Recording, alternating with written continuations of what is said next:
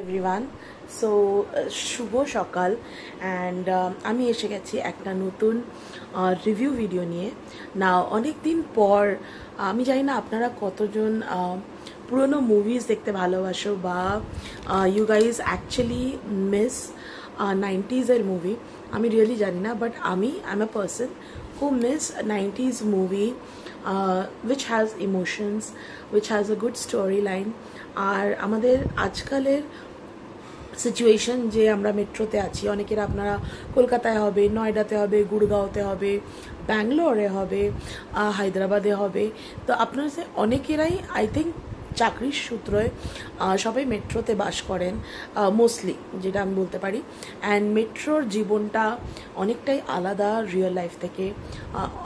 আমি I think mostly আমি এটাই রিলেট করব যে মেট্রো সিটি যেটা যতটা আপনাকে দেয় তার থেকে অনেকটা বেশি নিয়ে নেয়।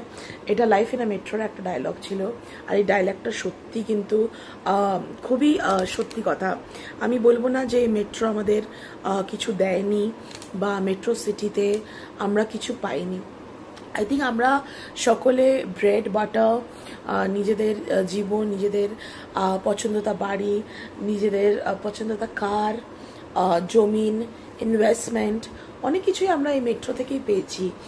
নাহলে আমাদের নিজেদের ভিটের বাড়িতে মনে হয় না অতটা রিচ ছিল। আমার ancestors are from Barasat, Dum Dum, তো ওখানে আমার মনে হয় না যতক্ষণ কলকাতায় সল্টলেকে আপনি না চলে যাচ্ছেন ততক্ষণ মনে হয় না একটা ভালো or decent source of income কারোর আছে। সেম ওয়েতে অন্য সিটিতেও। তো yes, life in a metro in দিনোর, মানে লাইফ ইন আ মেট্রো তো পার্ট 1 ছিল। মেট্রো ইন দিনোর আমি যে নতুন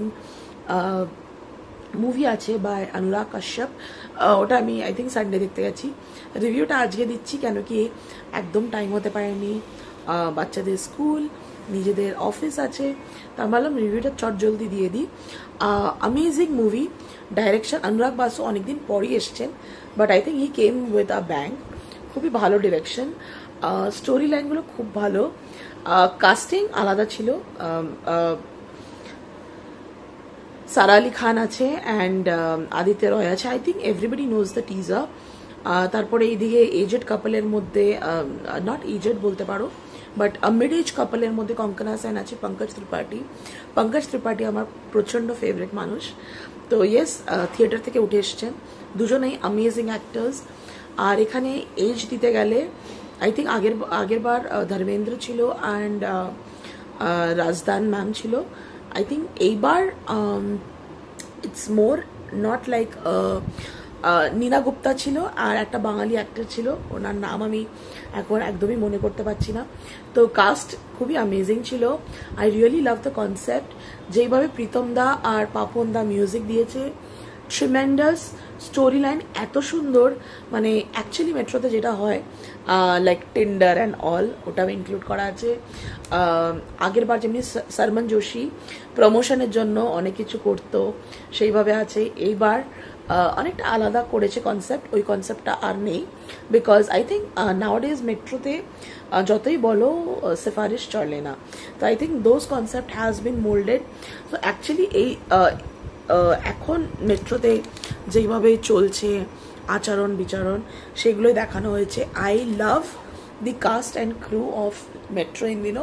তো আমি তো বলবো কি it's a movie worth watching with a beautiful music direction by Pritam Da and Papon.